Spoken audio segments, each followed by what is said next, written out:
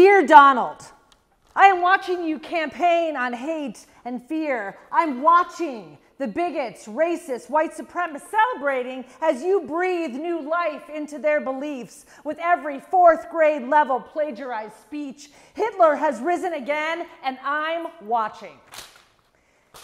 Dear Donald, I'm watching the reaction across the nation as your words erupt from a long-buried video. I moved on her like a bitch. Just kiss. I don't even wait, and when you're a star, they let you do it. You can do anything. Grab them by the pussy. You can do anything.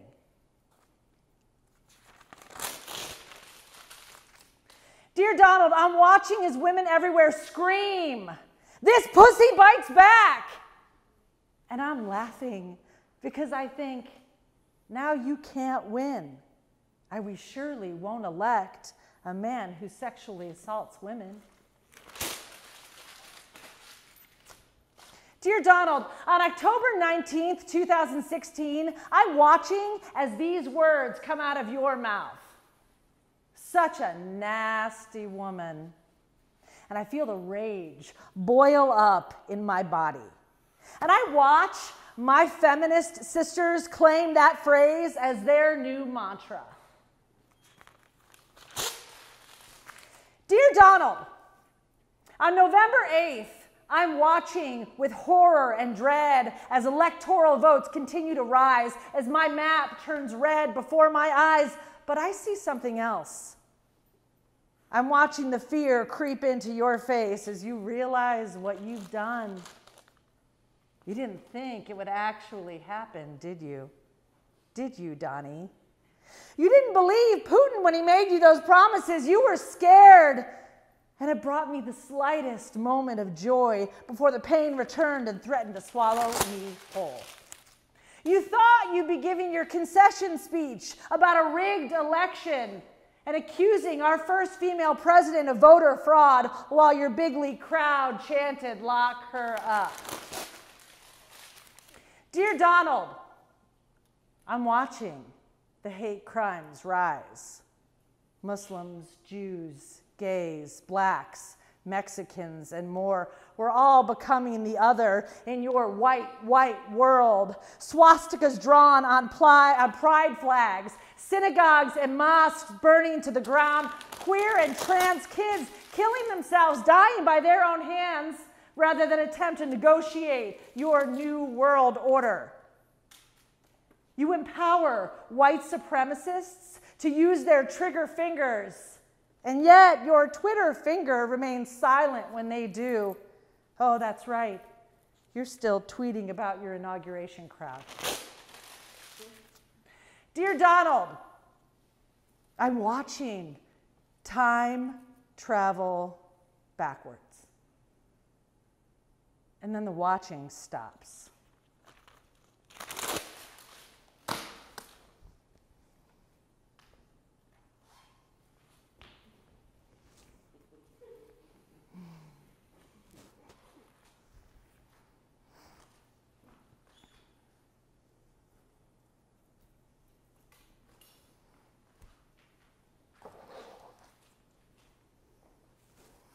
My body lunges forward, putting my body where my beliefs are. Pressing post is not enough. Armchair activism is not enough. Washington, here I come.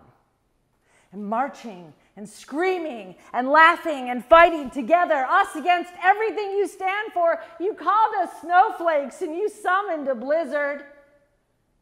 I will not watch any longer. I will not go quietly back to the 1950s. I cannot believe we're still protesting this shit. I will march, I will fight, I will resist, I will call, I will write, I will lead, I will not stop. You will watch. You will watch me. And you will watch us. You will watch us as we fight, because our Constitution begins with we the people. And we will win. Presidents do not make lasting change. Angry people make change. Social movements make change. So,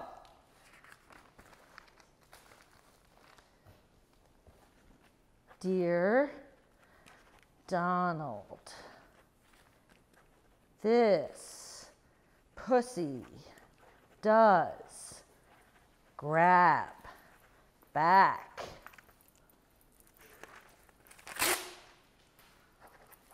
Watch me.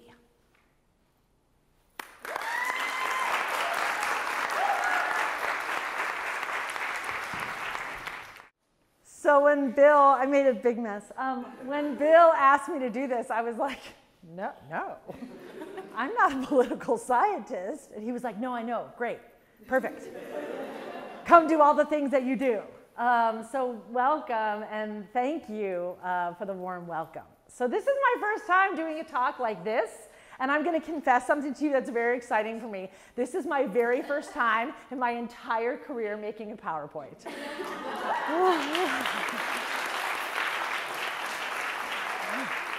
I mean, I can't even think about Prezi. That's like another universe. So I finally, this is my very first time when students are like, what do you mean you've never made a PowerPoint? I'm like, yeah, I'm in theater. We roll around on the floor. We do other stuff, right? We don't do this. So I'm going to try to the right to make this work. Okay, great. So we're going to talk a little bit about what it means to be an artist activist, right? And how that's very different from maybe sort of the data-driven, science-based world that some of you are in. All right, so my roles in life. I'm an actor, director, professor, artistic director, photographer, because I love it, acting coach. I do lots of things. Wrapped up in all of those things, like, is my artist activism. And that sort of is rooted in my identity. And so as we talk about identity, I tried to come up with my identity. I was like, oh, this got really weird. So at first I was like, well, I'm a woman, and I'm totally a feminist, and I'm an activist. Oh, but I'm Jewish. I think that matters right now. But I'm non-practicing. Great, I'm Jewish. I wrote that down. Then I was like, but I'm queer, right? But sometimes I call myself queer femme, and sometimes I call myself a lesbian. So then I was like, I'm a lesbian feminist activist. But then I was like, sometimes I'm not femme. So I'm femme-ish, non-practicing queer Jewish woman, and feminist activist. So that's my identity. I'm also a mother to 2 amazing sons, and I'm a wife to Chrissy, and I'm a sister to Suzanne, and I'm a daughter to Judith, and I thought I'd give you some pictures there of my family, my wife and I and our boys, although they're kind of old. This one's going to college next year. It's horrifying. So my identity is all of these things. That's how I respond emotionally and specifically to the world around me. So all of those things are so relevant to what I do and the art that I make. There's this joke in the theater department. Theater students will say, oh yeah, Carin Silkaitis hates musicals. And I don't hate musicals. I would just never necessarily want to write one, right? So the boy gets girl and like adorable songs and the things that happen and there's dancing and there's love. Like, great, I want to go see that. So I feel bad when they think I hate musicals because I love warm theater. I want to go see those Broadway shows and see all the warm fuzzy things and escape. It's just not the art that I choose to produce or to make or to write, right? So what is an artist activist? We create art to respond to the world around us, right? Usually social justice issues, and generally centered around issues of like social inequality, right? So that's kind of what we do. And if you think about it, a piece of art or music or theater can very quickly say things that a long talk or a whole book, a textbook maybe, or even a whole lecture by a professor, but a song could maybe encapsulate that so quickly and specifically. And art makes you feel something. Maybe you look at a painting and you're like, I hate that painting, but that's still an emotional response to that painting. And you know that there are songs that instantly make you feel something when you listen to them, right? So artists respond in these moments. We take a moment in time, right? And we create art sort of about that moment or that article or that photo or that thing or that event. Art has the power to confront.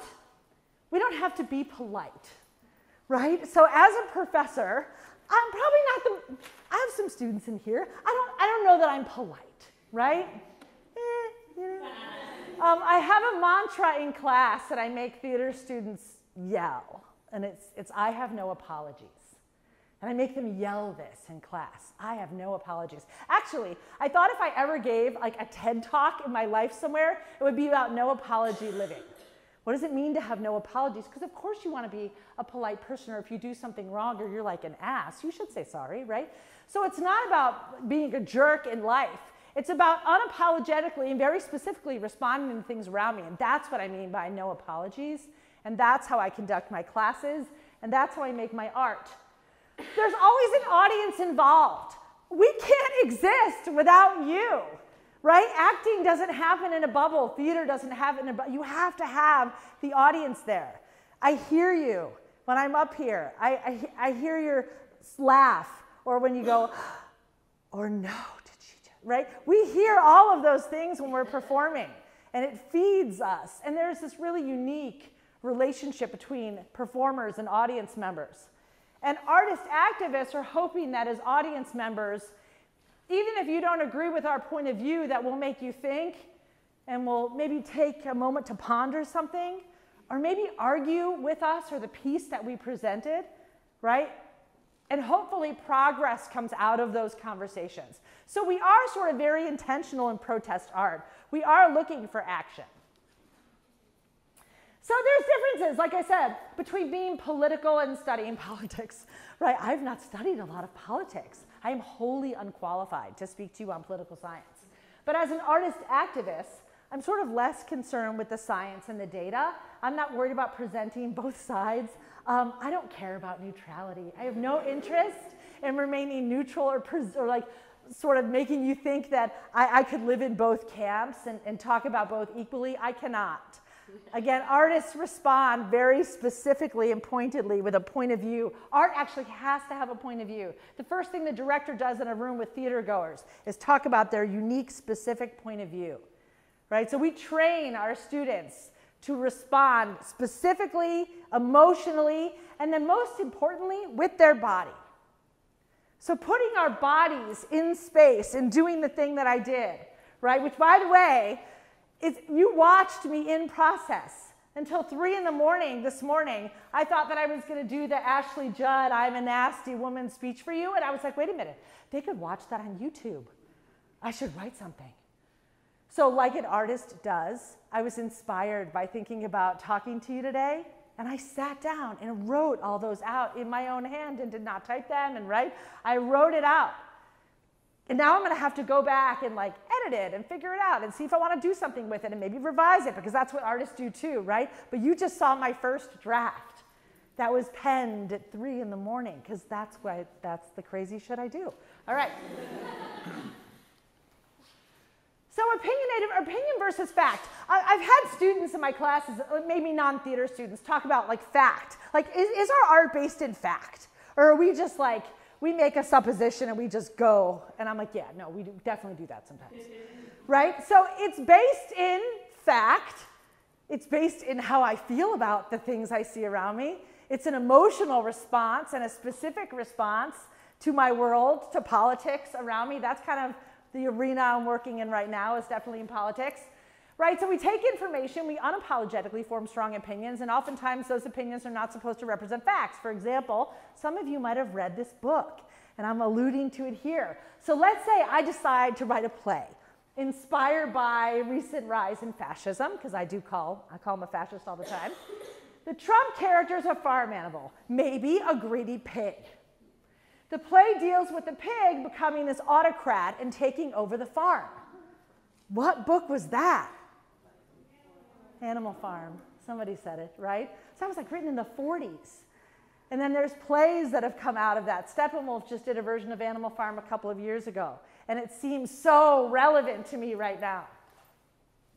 So I don't care that the story isn't true. I don't necessarily think if I put on this play that Trump is actually a farm animal. He's not really a pig, or at least I don't think he is. But this is the way that I choose maybe to represent him in my art. It's how I respond to him specifically and emotionally. Okay, I started a nonprofit in 2014 called the Other Theater Company. It's very dear to me. It's my own company. We're in our 3rd season, and this is how I get to respond like very politically to the world around me. So I was in a Starbucks with my wife, And this is how it happened. I'm almost out of time here. This is how it happened. I'm sitting there and we're enjoying our Starbucks at Christmas time. I was a little sad because it was right after the Sandy Hook shootings and those children were deep in my brain. And there was a Muslim couple standing in line at the Starbucks, and she turned, she was in hijab, and she turned to her person she was with, I don't know what he was to her, I can't suppose, right? And she said, I just love Christmas. And he said, you know, so do I. And they both laughed, and it was just lovely. I don't know, there was something so lovely about it. And then two white men walked by, and one of them bumped her. And I didn't hear what he said to her because I was too far away, but I saw the blood drain, and I saw her face change. And I was like, no, I am done. I will not watch that. I have to do something about this. I had thought about starting a theater company for years, and I knew I had to do it. So our mission is a collective of artists dedicated to telling the stories of persons or groups who are othered by systems of oppression. So this is literally social activism, and being an artist activist is what I do with my life. Some of the shows that we've done: Twilight Los Angeles responded very specifically to the shooting of Michael Brown and the subsequent riots in Ferguson, Missouri. Right? This play was written about the Rodney King beating 24 years before this event. And if you look at the newspaper clippings from that event and the events in Ferguson, they're almost the same. And it led me to say, like, has progress even happened? Right? Bent. I chose this play to respond to the recent legislations of bigotry under the guise of religious freedom. And so in that season, we were talking about staging the past to be active in the present, because the play is about gay men during the Holocaust. So I'll sort of flash through some of these. This is about women and violence. This is about the acceptance of queer people and what it means when queer people sometimes are not accepted by the people they live with, and they end up finding their own chosen family. Trump's America: How I'm Dealing as an activist artist. Y'all, I already told you I'm a queer Jew. So right now, the world's a little scary. I worry about my safety. I worry about my children, right? So when some people say, like, aren't you taking your reactions a little too far? I say no, because when I hold hands with my wife and walk down the street and somebody says something horrible to me, I don't know that many of you know what that feels like. Right? So I feel like, no, I actually don't think I've taken my reaction far enough. So the fear that lives in me, both with the anti-Semitism right now and sort of the anti-queer, anti-LGBTQ, anti-trans backlash, sort of scares me to my core, and this is the only way I know how to respond to it. Bystander training and intervention, I feel like I have to throw that in there as I close. Bystanders, I think, are the way of the future. If we can empower people to learn how to be good bystanders for each other and step in and know what to do when there's a situation that you're confronted with and you want to help somebody but you don't know how, I think if we could become good bystanders and good allies, that just means good people and good community members and not wanting people around you to get hurt. Sometimes the artist goes away and I'm just an activist. As I was marching on Washington, I wasn't thinking about theater or performance. Now, theater and performative events and things that I've written have come out of that march. But that day, I was just marching for what I feel is right with my wife and my two best friends and our sign that says, "My BFFs are nasty women." If you're interested in this kind of work, maybe you should run for office, right? If young people would get involved in politics and young people would run for office, like, why not? Okay, thanks for listening.